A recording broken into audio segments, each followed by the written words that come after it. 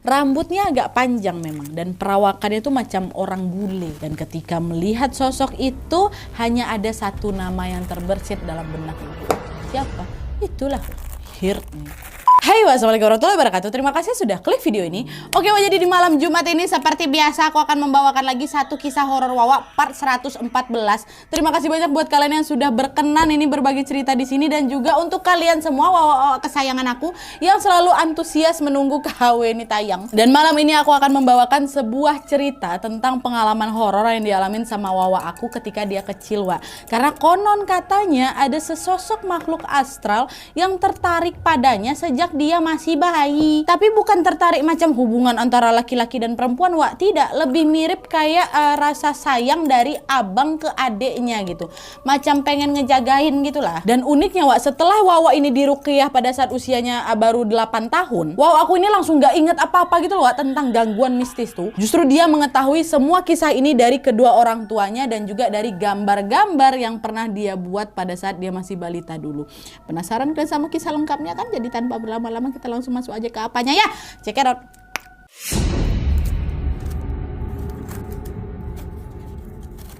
Oke, Wak, jadi kisah yang akan aku bawakan malam ini dikirim sama Wawa aku yang namanya sama kayak aku, yaitu Nadia dari Jawa Barat. Halo Nadia. Jadi, Wak, kisah ini bermula di tahun yang sama ketika Nadia ini lahir, tepatnya di tahun 2006. Dan FYI, Wak, Nadia ini adalah anak pertama. Orang tuanya tentu pasti senang kali lah kan menyambut kelahiran anak pertama mereka ini. Dan by the way juga ya aku bilang lagi kalau semua cerita yang disampaikan Nadia ini juga berdasarkan keterangan dari orang tuanya Nadia semasa Nadia ini masih kecil. Nah, jadi, Wak, pada saat itu Nadia dan kedua orang tuanya ini tinggal di rumah nenek yang memang berada di Jakarta.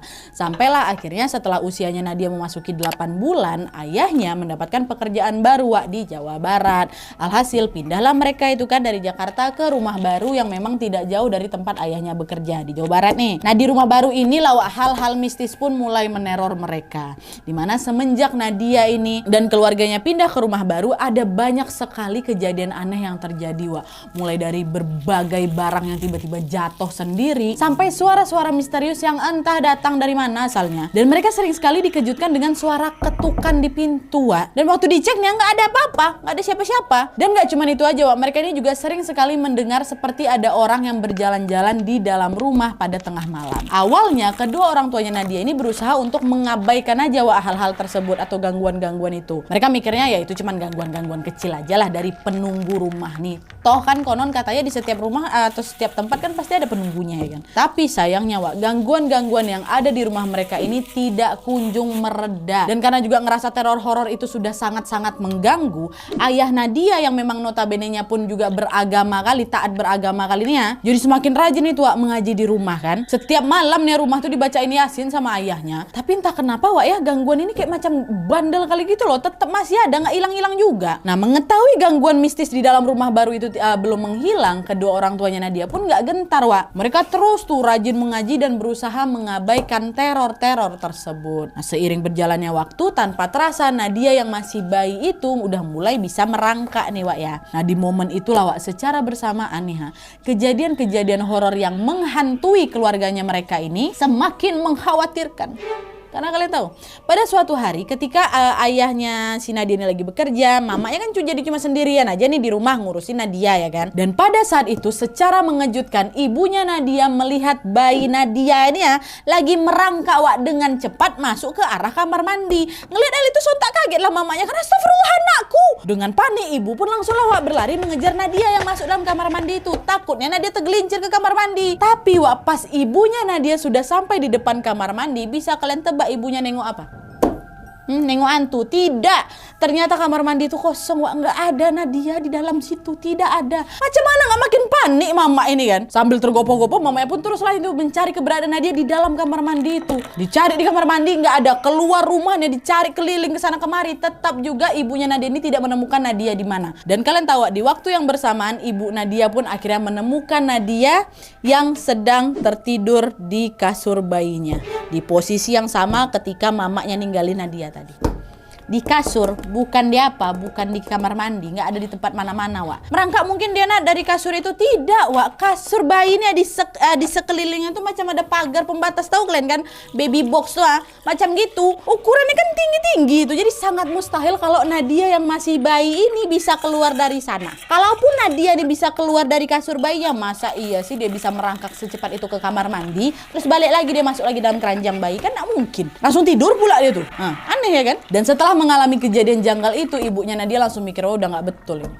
Udah nggak betul, makin parah ini gangguannya, udah mulai bisa megangan aku ya kan, ibaratnya kayak gitu. Nah, ibu yang semulanya cuek-cuek aja dengan teror mistis di rumah itu, akhirnya udah mulai ngerasa ketakutan, Wak. Karena kali ini gangguannya kan udah mulai ngerembet ke Nadia. Bahkan nih, Wak ya, sejak saat itu ibu Nadia ini juga sering mendengar ada suara bayi ketawa. Padahal pada saat itu Nadia ini lagi diam, entah Nadia ini lagi tidur, yang pokoknya lagi nggak ketawa, ada itu suara apa? Suara bayi. Dan tidak ada bayi lain di sekitar rumah mereka, Wak. Tetangga-tetangga mereka udah besar semuanya.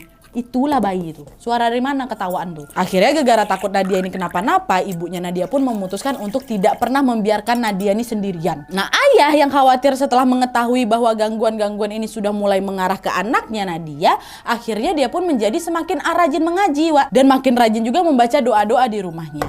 Dan ajaibnya nih, Wak ya, entah kenapa gangguan horor itu pun mulai berangsur-angsur berhenti. Dan hal ini, Wak, terus bertahan ini hingga beberapa tahun kemudian ketika ibunya Nadia dinyatakan positif hamil lagi. Jadi hamil anak keduanya, adiknya si Nadia. Nah, meski teror horor itu sudah berhenti, ayah ya masih takut, Wak, nanti pada saat adiknya Nadia lahir, jangan-jangan nanti gangguan mistisnya bakal balik lagi nih. Dan untuk mengantisipasi hal tersebut, selama ibu Nadia ini mengandung anak kedua, ayah selalu menuliskan ayat-ayat suci Al-Quran di selembar kertas dan harus dibawa oleh ibu kemanapun ibu pergi. Nah, singkat cerita, pada tahun 2010 adiknya Nadia lahir, Wak. Dan alhamdulillahnya apa yang dikhawatirkan sama kedua orang tuanya Nadia itu tidak terjadi.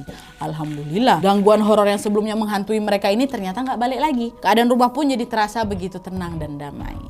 Ya awalnya semua berjalan baik-baik aja, Wak. Sampai akhirnya ketika Nadia berusia 4 tahun dan adiknya yang kecil ini masih berusia beberapa bulan, kedua orang tuanya mengajak mereka untuk pergi berziarah. Dan ketika mereka sudah berada di dalam area pemakaman, secara mengejutkan Nadia menunjuk ke satu arah dan dia berkata, "Bunda, kakek itu tidak sopan. Masa dia dudukin kuburan, Bunda?"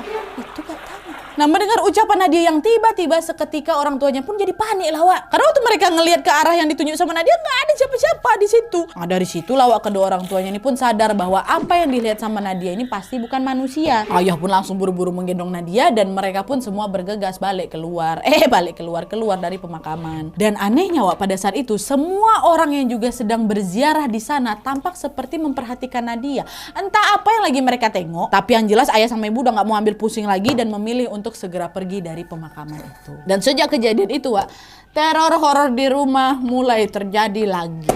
Dan lagi-lagi kali ini gangguannya terpusat ke siapa? Ke Nadia. Dan menurut kesaksian kedua orang tuanya, Wak, Nadia ini sering kali berbicara sendiri. Dia sering ketawa-ketawa sendiri gitu loh. Dan hal ini terus berulang, Wak ya, sampai Nadia umur 6 tahun. Dan entah gimana ceritanya, di momen itu kedua orang tuanya Nadia pun akhirnya tahu bahwa anak pertama mereka atau Nadia ini ternyata Indomie. Jangan bercanda dong. Indigo.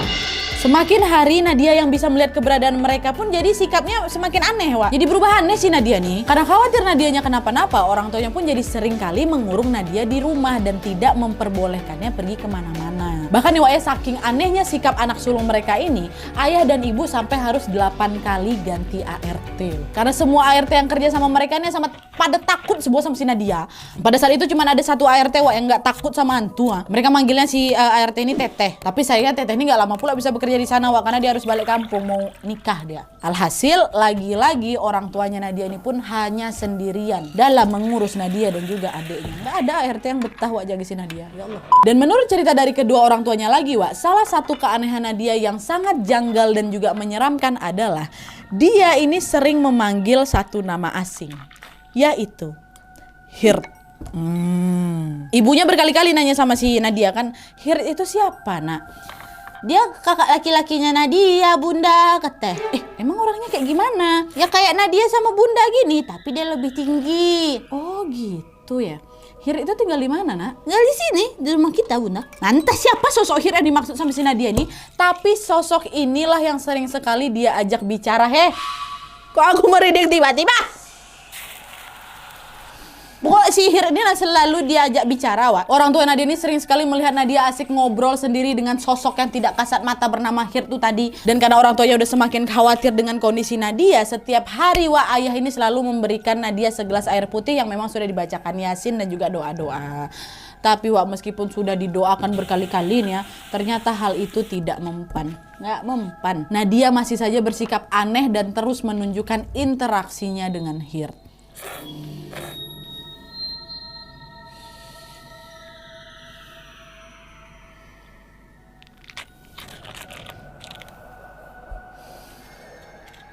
Ada bau yang agak asing, nggak busuk tapi baunya. Udahlah. Dah.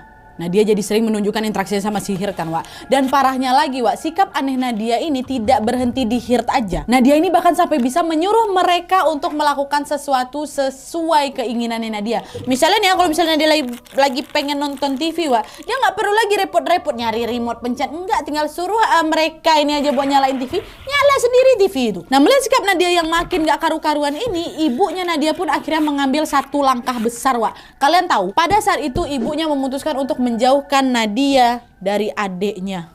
Kenapa, Wak? Ibunya takut adiknya ini nantinya jadi ikutan kenapa-napa, gegara dekat sama Nadia terus, Wak. Ya alhasil apa, di titik itu Nadia pun jadi cuma main sendiri aja atau sesekali juga ditemanin lah itu sama si Hirt. Nah, hal-hal yang dialami sama Nadia dan keluarganya ini, Wak, masih terus terjadi sampai akhirnya gangguan tersebut pun memuncak pada saat Nadia berusia 8 tahun. Ya, jadi waktu itu, Wak, jam 10 malam, ibu Nadia ini keluar dari kamarnya dan berniat untuk pergi ke kamar mandi. Nah, kamar mandi di rumah mereka ini, Wak, letaknya bersebelahan dengan TV. Untuk menuju ke sana tuh ya harus lewat lagi ruang keluarga terlebih dahulu kan, which is ruang TV itu. Nah, pas ibunya lagi jalan mau ke kamar mandi ini, tiba-tiba dia mendengar suara TV nyala. Di situ mamanya kesal, Wak, karena dia yakin yang nonton TV ini pasti si Nadia, nggak mungkin ayah, karena ayah kan udah tidur tuh di kamar. Dan pas ibu nyampe di ruang TV, ternyata memang betul, Wak, ibu melihat Nadia lagi duduk menghadap TV dan membelakangi si ibu. Melihat hal itu ya ditegur lah sama ibu kan, Nadia, kok masih nonton TV kau? Udah malam nih, nak, ayolah tidur,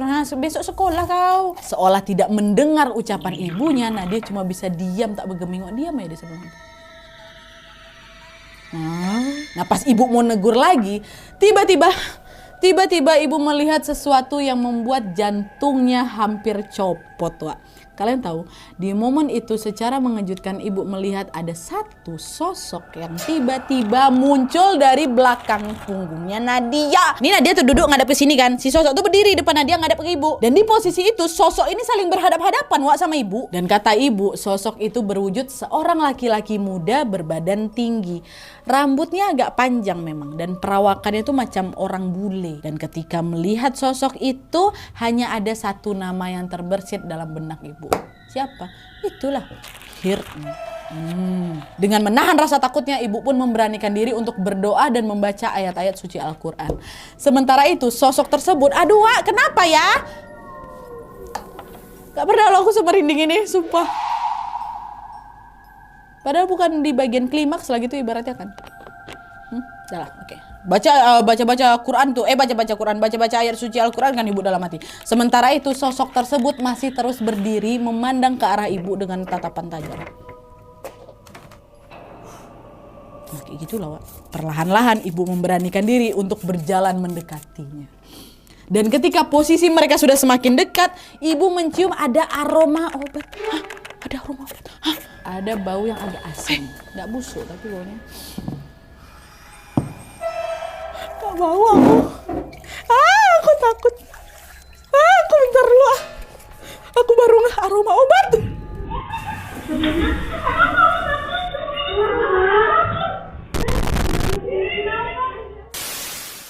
Oke, kita lanjut lagi. Mohon maaf tadi Nadia kabur sebentar karena ada satu hal yang aku baru ngeh gitu. Mungkin juga kalian ngeh.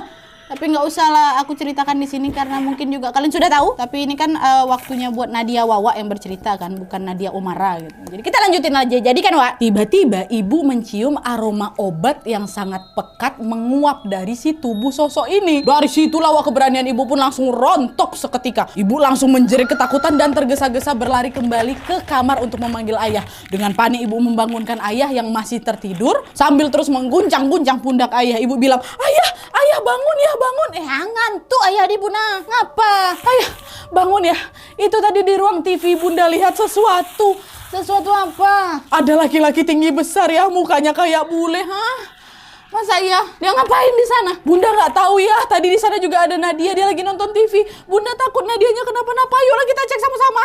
Kira tanpa menunggu waktu yang lama, ayah dan ibu pun langsung berlari ke arah ruang TV. Dan sesampainya mereka di sana, ternyata ruangan itu sudah dalam keadaan kosong. Wah, nggak ada siapa-siapa, termasuk sosok si Nadia.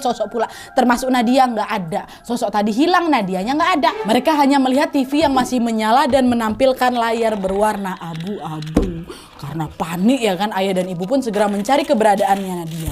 Nah pas mereka membuka kamar Nadia, ternyata anak sulungnya itu lagi tidur pulas Wak. Di situ ayah dan ibu makin kebingungan lah. Kalau Nadia udah tidur, jadi siapa nih yang ibu lihat di depan ruang TV tadi ya kan? Apa secepat itu Nadia bisa balik lagi ke kamar dan tertidur pulas? Ya kan? Nah karena nggak tahan dengan teror mistis yang semakin parah, ayah dan ibu pun memutuskan untuk segera membawa Nadia untuk diruqyah Wak. Beberapa hari kemudian Nadia pun dibawa ke banyak sekali ustadz kenalan ayah. Tapi sayangnya meski sudah berkali-kali diruqyah, kondisi Nadia masih tetap sama aja Wak. Bahkan nih Wak ya, setiap kali Nadia mulai dibacakan ayat-ayat Al-Quran, dia tidak bereaksi apa-apa. Cuma bengong aja.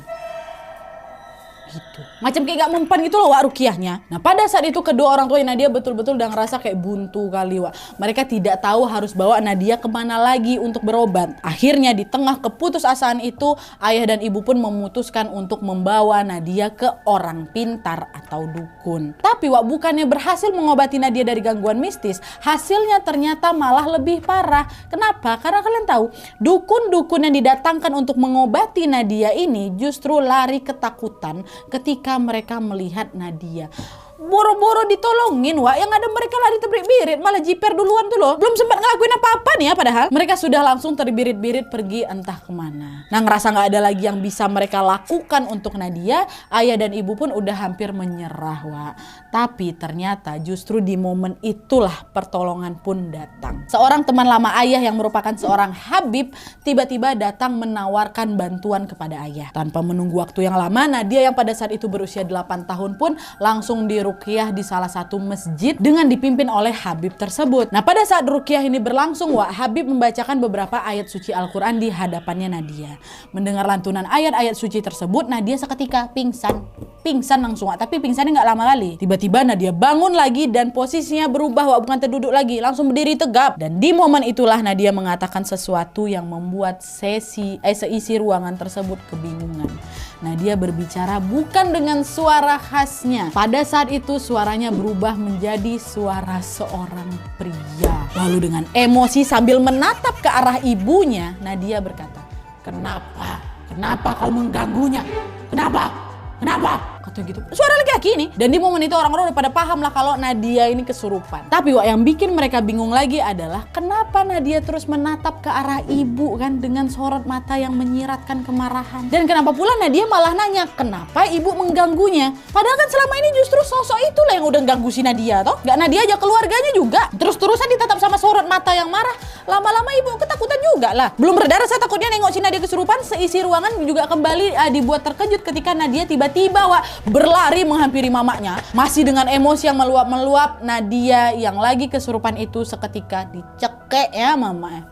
Dicekeknya Wak. Melihat Nadia yang sedang berusaha untuk mencelakai ibunya, ayah pun langsunglah menahan si Nadia kan. Sekuat tenaga ayah berusaha melepaskan cekikan tangan Nadia dari leher mamanya tuh. Tapi ternyata Wak, tanpa diduga-duga tenaganya ayah ini kalah kuat Wak dibanding tenaganya Nadia. Masih kecil 8 tahun Nadia tuh. Ayah kewalahan. Akhirnya orang-orang pun datanglah menghampiri mereka dan saling membantu untuk memisahkan Nadia dari ibunya. Dan setelah dibantu oleh 8 pria dewasa, akhirnya cekikan Nadia ini pun berhasil terlepas. Tapi pada saat itu Nadia ini masih terus histeris, Wak. Dia masih terus berontak gitulah, seolah ingin kembali mencelakai si mama. Nah, pada saat orang-orang masih berusaha untuk menahan Nadia sambil terus menatap ibu dengan marah, tiba-tiba Nadia kembali berteriak. Dia bilang, lepaskan aku harus membunuhnya. Dia akan melukai Nadia, dia akan membuat Nadia hancur sama seperti ibuku.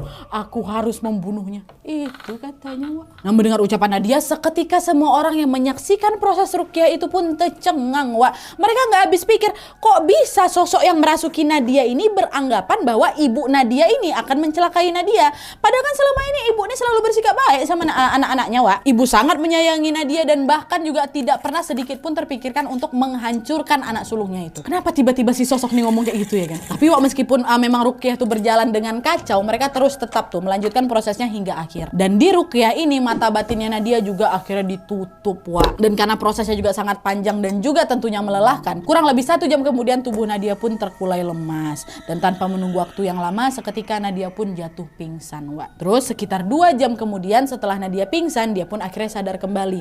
Dan ketika Nadia ini terbangun, Nadia sudah tidak ingat apa-apa lagi, Wak. Macam orang amnesia. Bahkan Nadia ini lupa kalau sebelumnya dia itu Indomie.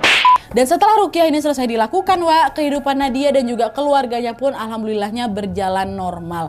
Tidak ada gangguan-gangguan mistis. Gangguan-gangguan mistis itu pun sudah hilang, Wak. Karena apa? Mata batinnya Nadia sudah ditutup. Kelakuan-kelakuan aneh Nadia sebelumnya pun sudah tidak terjadi lagi, Wak.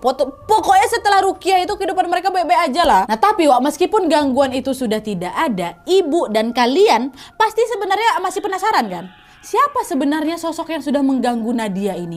Apa betul dia adalah sosok Hir? Kalau memang Hir, kenapa sosok tersebut benci kali sama ibu sampai pas ruqyah itu berlangsung, ibu pun hampir dibuat celaka ya kan? Nah, rasa penasaran itu pun perlahan-lahan terjawab ketika pada suatu hari tanpa sengaja ibu menemukan buku gambar milik Nadia, Wak. Nah, Nadia ini, Wak, waktu kecil memang suka ngegambar. Kadang gambar-gambarnya udah random aja, tipikal gambaran anak-anak pada umumnya ya kan? Tapi, Wak, di dalam buku gambar itu ibu juga melihat ada gambar lain yang agak sedikit mencurigakan. Di dalam buku itu ibu melihat ada gambar keluarga yang terdiri dari ayah, ibu, dan 2 anak. Tapi ini bukan gambaran keluarganya Nadia, Wak. Entah keluarganya siapa lah yang Nadia gambar, tapi yang jelas 2 anak dalam gambar tersebut adalah laki-laki. Ya, nah di gambar pertama ini, Wak, terlihat sosok ibu sedang memberikan sesuatu semacam hadiah gitulah ke salah satu anak mereka.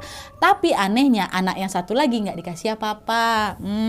Dan gambar tentang keluarga itu nggak cuma satu rupanya, Wak. Di halaman lainnya Nadia kembali menggambarkan hal yang serupa.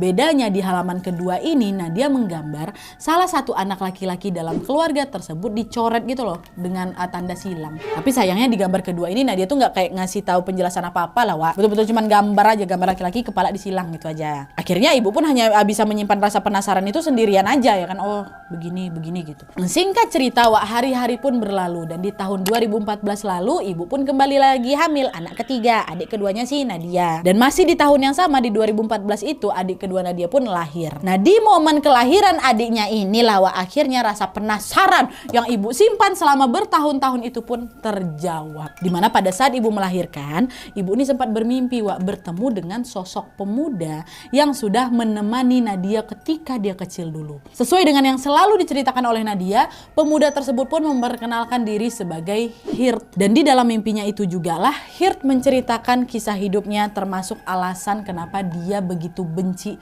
pada ibu. Jadi, Wak, ternyata semasa hidupnya dulu si Hirt ini sering sekali disiksa sama mama kandungnya sendiri. Hirt juga dituntut untuk menjadi anak yang sempurna. Dia harus mendapatkan nilai-nilai yang terbaik di sekolahnya. Dan dia ini juga tidak diperbolehkan untuk bolos sekolah. Izin sakit nggak boleh, harus sekolah terus kau. Terus pada suatu hari Hirt ini tiba-tiba ngerasa kepalanya sakit, Wak. Dan sakitnya itu bukan yang sakit biasa, sakit kali. Saking sakitnya nih ya, sampai-sampai Hirt ini nggak kuat buat berangkat sekolah. Tapi pada saat Hirt ini mengabarkan tentang sakit kepalanya itu, ibunya malah nggak percaya. Ibunya malah menganggap si Hirt ini bohong aja, kalau lagi cari-cari alasan aja kau buat bohong, buat bolos ya kan. Alhasil Hirt pun udah nggak punya pilihan lain lah selain menuruti perintah ibunya untuk tetap berangkat ke sekolah. Nah, sakit kepala yang sedang dirasakan Hirt ini, Wak, semakin menjadi-jadi lagi. Makin sakit lagi dia waktu berangkat ke sekolah itu ya kan. Tapi bukannya membawa Hirt ini ke rumah sakit, ibunya malah memberikan obat ke Hirt, obat yang tanpa merek gitu, Wak. Karena takut disiksa terus sama mamanya kan, akhirnya Hirt pun teruslah meminum obat tersebut dan menahan rasa sakitnya. Minum, dikasih dikasih obat ini kan, obat tanpa merek tuh diminum sama dia.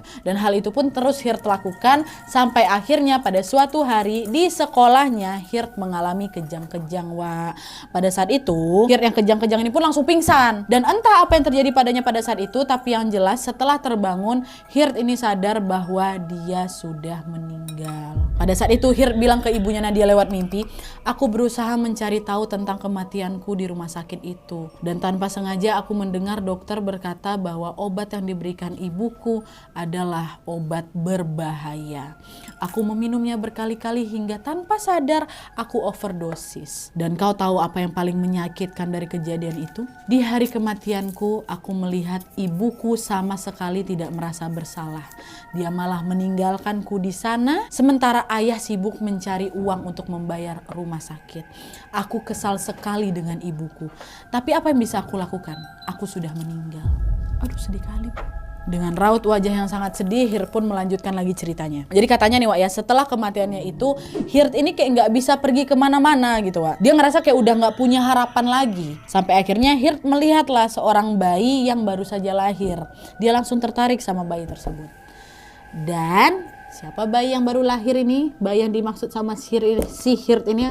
Itulah si bayi Nadia tuh. Itulah kenapa Wak Hirt ini selalu mengikuti Nadia sejak bayi. Dan saking seringnya Hirt ini nempel sama si Nadia, lama-kelamaan Nadia pun bisa melihat keberadaan si Hirt ini. Dan setelah mengetahui Nadia bisa melihatnya, Hirt pun jadi ngerasa bahagia kali, Wak. Dia ngerasa sayang kali sama Nadia langsung. Dan dia ingin selalu menjaga Nadia. Awalnya Hirt ini memang gak ada punya niat jahat, Wak. Sampai akhirnya bertahun-tahun kemudian, setelah si Nadia ini tumbuh besar, dia melihat ibu Nadia ini mendidik Nadia dengan keras gitu loh. Nah, didikan ibu yang keras pada Nadia inilah yang kembali membangkitkan memori sedih dalam dirinya Hirt, Wak. Hal itu kembali lagi mengingatkan dirinya pada ibu kandungnya sendiri. Ibu kandung yang sudah tanpa sengaja membuat Hirt meregang nyawa, ya kan.